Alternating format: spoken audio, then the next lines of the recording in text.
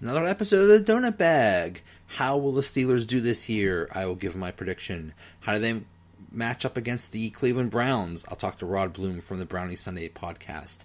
Take a look at the Green Bay Packers with Ty from FlurrySports.org.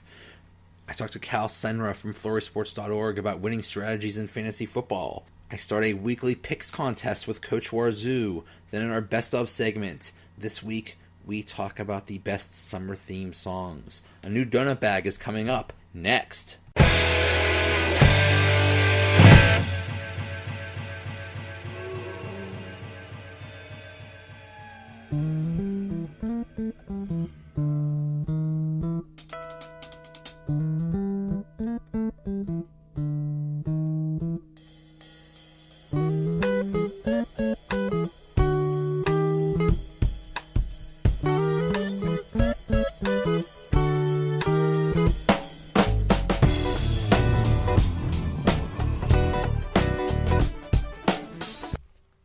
Okay, I want to do a quick preview of the Steelers season, how I think it'll go.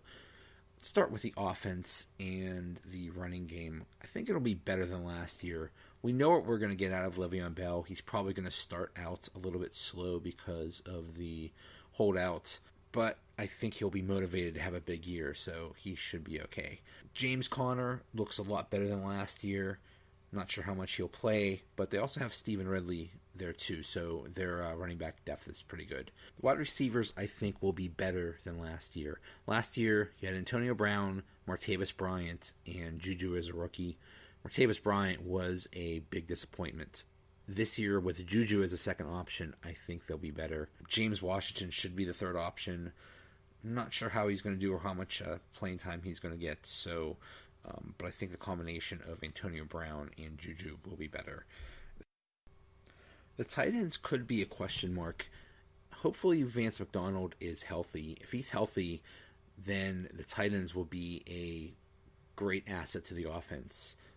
But if Vance McDonald is not able to play and it's Jesse James, that's not good, because Jesse James is average, maybe even below average. With the defense, I think the key to the defense is the defensive line. If Stephon Tuitt is healthy and has a good year, that will help the defensive line a lot. He and Cam Hayward can wreak havoc on any offensive line and cover up any other weaknesses that the Steelers defense might have. The outside linebackers, Bud Dupree and TJ Watt switch sides this year to help Bud Dupree out, so we'll see if Bud Dupree can do better. It is basically a make or break year for him. The inside linebackers, that is a big question mark. We know what we're going to get from Vince Williams. He had a pretty good year last year, but basically John Bostic is replacing Ryan Shazier, and that is a big downgrade. We're not sure how the whole Steelers defense is going to work out between... Basically the question mark is, how are they going to stop the run? Because after Shazier got hurt, they were very bad at that. We still don't know how that's going to work out. We don't know how it's going to work out with the defensive backs. So right now it's a big question mark. The secondary is also a big question mark. Mike Mitchell is gone, and now it's Morgan Burnett, Sean Davis, and Terrell Edmonds, and who knows how they're all going to work out. This is a big make-or-break year for Sean Davis. And the cornerbacks, Artie Burns, another big question mark on him. He, at times, did not look good last year, so hopefully this year he is better. So overall, I think this year will be similar to last year, but this year they are going to learn from their mistakes and do well in the playoffs. And I think they're going to go far. I think they're going to avoid the Patriots in the playoffs. And because of that, they're going to end up in the Super Bowl. How they do in the Super Bowl, I don't know, but that's my prediction. I'm going to say 11-5 and Super Bowl bound. Okay, now for a preview of the Steelers-Browns game in Week 1, I have Rod Bluhm. He is the senior writer and VP for ClevelandSportsTalk.com, also co-host of the Brownie Sunday Podcast. Rod, how you doing? Hey, good, Joey. How are you doing? Oh, hanging in there. So, we finally are at the point where we could actually talk about real football. The regular season is here. We're done with the preseason. We're done with the offseason. Were there any surprises from the final cuts from yesterday? There were actually quite a few, especially for anybody that watched Hard Knocks. Everybody talked about Devin Kajus. I think a lot of people thought he would make the team just because of his story on Hard Knocks. Turns out the Browns kept 4 tight ends and still cut him. They kept a guy that I really didn't even know anything about over Kajus. They cut Caleb Brantley, who was their, I believe, 5th-round pick in 17, and he was a steal. He had some legal issues. They took him, all kinds of potential. They cut him. They cut Matthew Days, who would have been their 4th running back, who really flashed, especially in the 4th preseason game. But I think the Browns really just decided to keep guys, effort guys, and kind of let some guys go that they saw as potential guys. They want guys who can play now. Yeah, and they could still end up on the practice squad, right? Good, yeah, definitely. Yeah. Okay, so let's talk about the Browns offense versus Steelers defense. Is Tyrod Taylor is going to play in this game, right? Yes. Yeah, he's going to start. Okay, what about Josh Gordon? They're saying he'll be ready, but I don't know for sure. They're saying they want him to be football ready, and he really hasn't done a whole lot with the Browns yet. He's been training on his own. He of course looks like an Adonis, but does that mean he's ready for football? So it could be kind of what you guys go through with Le'Veon Bell. He either may not play or may just play a limited number of snaps. I guess we'll have to wait and see. I mean, I would think with his training, he could probably go out there and run a deep route pretty much every time if he wanted to. Yeah. That's tell a guy, hey, go deep. That's not exactly a very intricate part of needing to learn the playbook or anything like that. That's right. So, how concerned are you with the offensive line of the Browns? Well, the problem is they waited so long to figure out left tackle. They put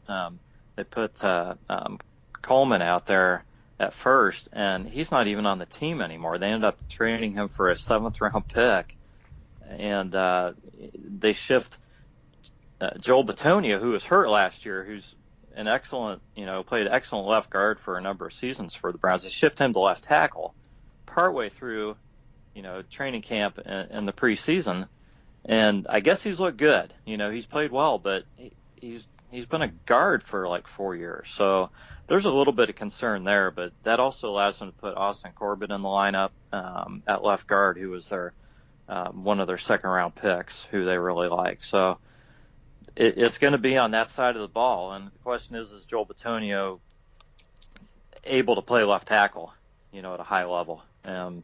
He is practicing against Myles Garrett, so give him, he's probably you're not gonna find a lot of guys tougher to practice against. So hopefully he's the guy, and the line is set.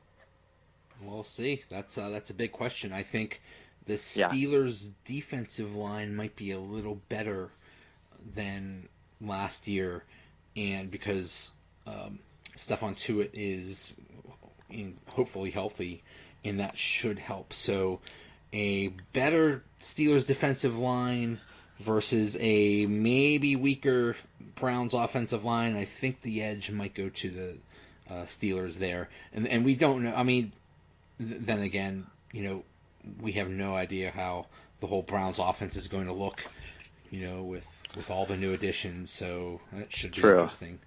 Now, the Browns defense, you mentioned Myles Garrett. What do you think about the Browns defensive line? It looks like it's going to be pretty scary this year. I think it will be with Garrett. Larry Ogunjobi's really shown something. I think he's really coming along. He was a rookie last season. It's kind of that second defensive tackle spot, and they just traded for a guy, I think, from Green Bay. Devereaux Lawrence, who I'm really not familiar with, but I guess he's got a lot of potential. That he really looked good in the preseason. So it's him and Jamie Meter, Trevon Coley. I think they're kind of waiting to see who takes over that second defensive tackle spot. But they love Garrett and Ogba. We'll see how he is at pressuring the quarterback. I mean, he's a very solid player. We still need to see what his ceiling is. But they've got other guys who are going to apply pressure with Chris Smith, and then the guy to really watch for is going to be Jannard Avery if he's healthy, the linebacker. They'll use him to rush the quarterback a lot, and he's really looked good when he's been out there. And Greg Williams is the defensive coordinator this year, so he has a reputation for being really good. So that could be very interesting. In terms of the Steelers' offense, I don't know if they're going to be rusty because if Le'Veon Bell plays, and I mean they I'm just thinking of the Cleveland game last year, the week 1, and I just remember the Steelers' offense not being totally in sync for who knows what reason. So yeah, that could be the advantage to the Browns there. So what do you think overall? Do you think the Browns have a chance of winning this? What do you think is in terms of a score? I think the Browns have a good chance. I mean, I obviously the game is probably going to be determined by the Browns defense against the Steelers offense. If the Steelers come out there and are just lighting it up, I don't think we can expect the Browns offense to be that in sync yet with all the new additions. So, my hope from a Browns perspective is that it's a lower scoring game, that Le'Veon Bell is, not Le'Veon Bell yet, and that the Browns are able to, apply pressure on Ben and keep the passing game at least mildly in check. So, I'm hoping for a game like last year. So I'm hoping the Browns, can win this game like 17-14. So I think if it's a higher scoring game, I don't think the Browns are going to beat the victor. Interesting. And I think the Steelers are going to be a little bit better than last year, offensively and defensively. So, and the Browns are such a wild card. We have no idea what to expect offensively or defensively. So it should be very interesting. But I'm going to say Steelers 24, Browns 17. So. I think it's going to be a close game either way. Oh yeah, I would agree with you there. Yeah, definitely. It would not surprise me in the least if Cleveland won. So this is a very 50-50 game. Yeah, it should be fun. Rod Bluhm, senior writer, ClevelandSportsTalk.com, co-host of Brownie Sunday Podcast. Thank you so much. Thanks, Joey. Okay, now for a talk about the Green Bay Packers. I have Ty here. He's a writer for Flurry Sports, and he is at Tweetless21 on Twitter. Ty, how you doing? Good. Thanks for having me on. Hey, no problem. Okay, so Packers, basically, I think you could say the main story is Aaron Rodgers is back. He's healthy, and that makes a world of difference, right? Yeah, definitely. We kind of saw what this team turns into last year when he's not in there, and we also saw it in 2013 when he had the collarbone issue then. So, yeah, having arguably the best quarterback in the game back is going to just make a world of difference. Yeah, it's basically when you talk about quarterbacks, it's always Aaron Rodgers, Tom Brady. They're in their own class, and I saw it was a couple games ago, the Packers played the Steelers in a preseason game, and Aaron Rodgers played for a little bit of that, and I'm not sure how many of the Steelers starters played, but Aaron Rodgers made the Steelers defense look silly. It was a clinic. So, yeah, if he is on his game, everything else is just everything else will just go just fine for the Packers. But I did notice they changed their offensive coordinator. Why did they do that? And it looks like they brought somebody back that was there before. Yeah, Philbin. So, I just think that McCarthy they obviously had a lot of success with Philbin back when he was